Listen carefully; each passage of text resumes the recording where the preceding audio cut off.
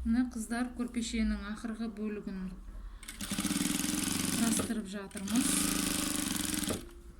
Осылай барлықтарыңыз құрастырасыздар. Міне қыздар, көрпешеміз дайын болды. Сен бүйтіп не қылма, жоғарыдан түсір, жоғарыдан. Былай ма? Мына көрпешеміз дайын болды. Ортасы 6 ою, жаны 7-14 болды. Енді бұны өлшейміз. Сантиметрмен қанша екен ұзындығы мен енін өлшеп аламыз. Ұзындығы бізде 2 метр, ровно 2 метр екен. Енді мен 2,20 қыламын.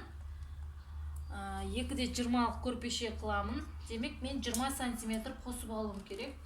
20-ға 2 жағынан